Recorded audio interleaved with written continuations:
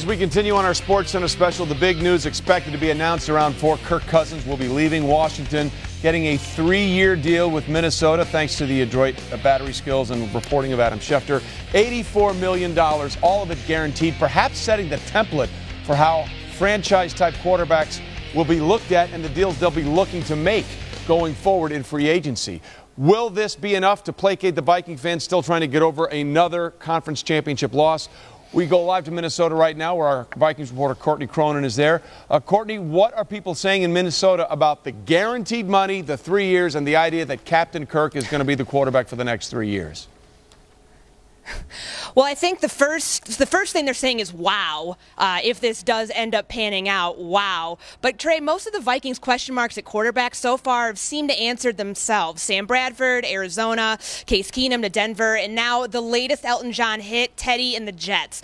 So today Minnesota's going to try to take that next step forward in closing a deal with top free agent quarterback Kirk Cousins.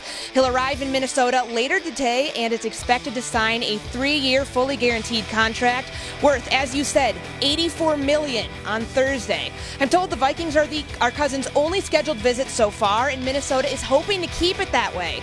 Cousins will dine with coaches and executives tonight, and tomorrow he'll tour this team's brand new state-of-the-art facility that opened less than 2 weeks ago. There's confidence that Cousins will put pen to paper before he leaves Minnesota, and when that happens, the Vikings will finally be able to exhale, having found who they believe is the missing piece to get this franchise its first Lombardi trophy. Trey? Courtney, let me tell you something. You're the best. You stood out in that snowstorm a few weeks ago in NFL Live, and today you drop an Elton John, Teddy, and the Jets. Courtney Cronin, ladies and gentlemen. Courtney Cronin getting it done for us, our Vikings reporter. And that is the gamble, is it not? I mean, let's be honest. They made it to the NFC Championship game, guys, last year with Case Keenum and scored in the first quarter, went right down the field and scored against Philadelphia. This is basically the Vikings saying, we have to win a Super Bowl over the next 3 years to validate this decision, right? But he's still a big piece. He's a big piece of their puzzle, but they know they have more roster additions to make. The offensive line still needs some tweaking. They need a third corner. So they're aware, and they have to extend some key players on both sides of the ball with contracts. So they're aware that they can afford this. But he's an important part of it because they did not have full confidence that any of the other three could be the guy going forward. Okay, so Lewis, let me ask you this. What is it that you see, or maybe you don't see, in Kirk Cousins that says, yes, he's dramatically different from what they were getting out of Case Keenum? Well, there's a word you just used, dramatically different. There isn't something dramatically different in Kirk Cousins to me, other than length of resume, that would lead me to believe I would be comfortable going ahead and committing $84 million totally guaranteed to this quarterback and saying I'm going to get that kind of a drastic difference in performance. Because, look, there's no doubt between the 20s. Kirk, when it's all clean for him, and even sometimes when he is under pressure, not all the time, not as well as Case Keenum, can really deliver the football and put it where it needs to be. Look, you can see it right here. He's going to take a heck of a shot. Now, Ryan Grant obviously is going to come open scot-free because there is a coverage bust here in the secondary. But he could, by and large, there's two critical areas where he struggled that I know Redskins management had problems with. One was when he was under pressure, and two, when he was in the red zone in scoring territory, that sometimes the decision-making was not what it needed to be. And it just got to the point where they got so frustrated that they didn't think he was the guy who could make those special plays to take him over the top.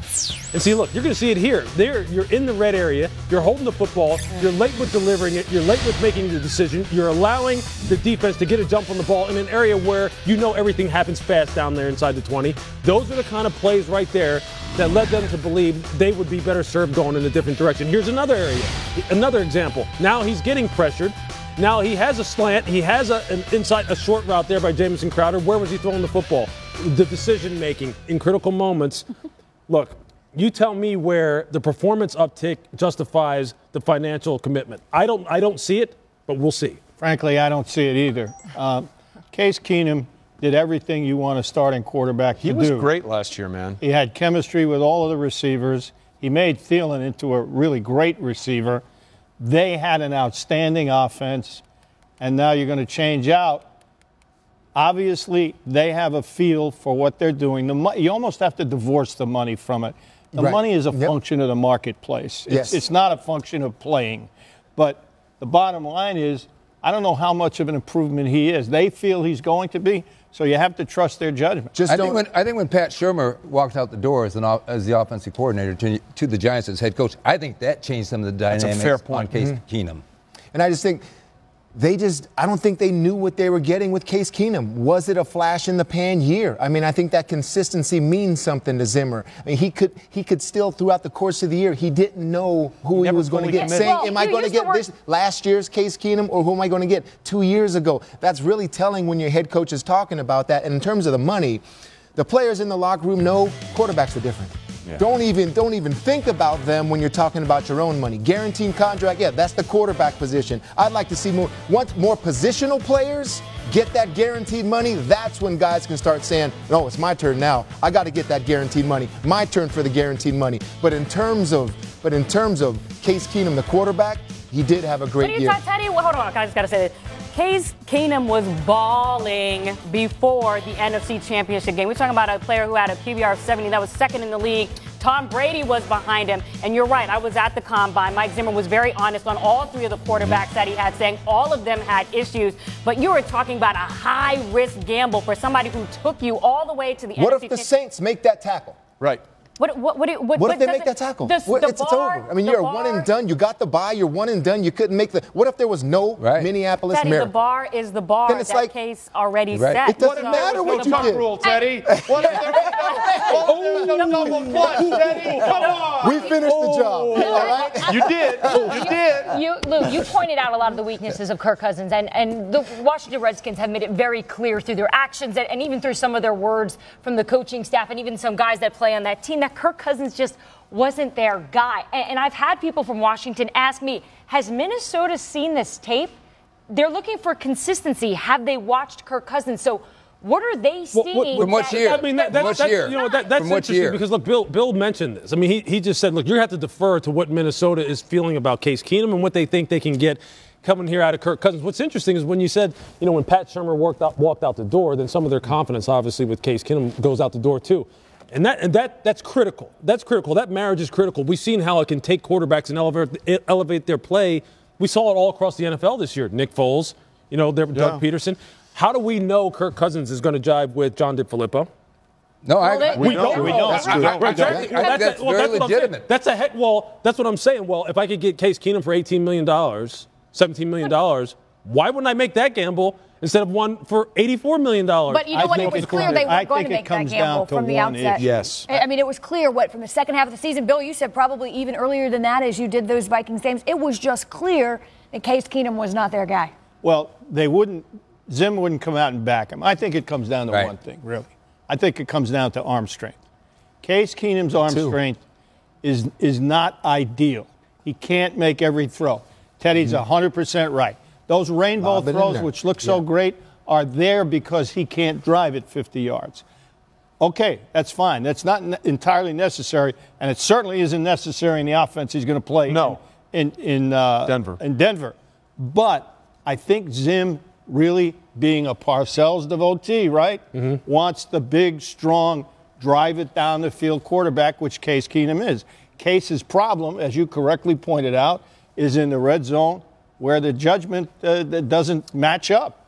All I know is I heard Von Miller and a lot of those Broncos defensive players, Pro Bowl defensive players, begging for Kirk Cousins because they had to face him this year. Yeah. And they didn't like what they got. They were all in. Oh, I mean, look, the Redskins torched the Broncos. The Redskins, I mean, he rung it up on the Broncos pretty good. What about the fact that he threw the ball pretty good against them, but still, this is what makes it so intriguing about the quarterback class in free agency this year because they're all tied together. And we're going to watch three guys in particular. We're going to watch Case, we're going to watch Alex Smith, and then we're going to watch Kirk Cousins because all of them are going to be sitting there comparing them all. They will be referendums against each other. Exactly. No question about it. That's the beauty, right, of the National Football League. That's exactly right. Well, say one thing about Case Keenum, and you all those things you say and some of those shortcomings you guys are talking about are true. Last year, under pressure, under duress, nobody had a better QBR than Case Keenum. Yeah. Absolutely right. He reset and refocused and found that second read, that second play better than almost anyone in the NFL last year. But isn't that the standard? We're talking about arm. The ceiling is the roof, Josina. Listen, Michael Jordan, the Tar Heels. But listen, isn't that the standard? It's not just about arm strength, but how you perform under pressure. Correct. If your pulse rate drops in the critical moments, and when you're talking about the numbers with Kirk Cousins, 3-14 against teams that ended up being in the playoffs, 8-14 against teams that were above 500, 22 interceptions in the fourth quarter. So. I mean, what if the Vikings don't even make the playoffs? You think Mike Zimmer would have said, forget this guy? Yeah. One final point. Right. Didn't. One final point. You talk about pressure on the field, and this is a time of the year where it's about money. Case Keenum is going to be more than $10 million a year cheaper than Kirk Cousins. Exactly, which gives Denver a lot of leeway to help fix that offensive line and give them a ton of room to find out what they're going to do with that 5th overall pick. I do find it interesting, by the way, as Jeff Darlington reported, none other than John Elway was at Baker Mayfield's pro day today. You can call that a smoke screen. Baker, not what you said. We saw John did a lot of pro days. Yeah, well, just keep that one tucked away. I don't think that's a smoke screen. I think with the price they get Case Keenum for, maybe they still think about it. You want to know something? There are a lot of similarities. That's exactly true. There are God a lot bless of you, Bill similarities. Polian. Okay, here's what we've got through in the last hour. Joe Thomas is calling it a career. The Cleveland Browns making it official. See you in Canton. Yeah, in exactly 5 years, by the way. First ballot, Hall of Famer, no doubt. Look at the Ironman snaps for Joe Thomas. 10,377 consecutive, by the way. Over 10,000, which had been ridiculous, and they were together. I mean, think about it. A broken shoelace could have ended that snap streak. And then there's Tyrann Mathieu, who was announced that he was being released by the Arizona Cardinals in a very tough move. I've had members of the Cardinals organization text me, says this is the worst part of the business. They know what this kid has done. They know what he's been to their organization, but somehow they just couldn't make the money work, especially with the other moves they need to make. So the Honey Badger is indeed on the open market.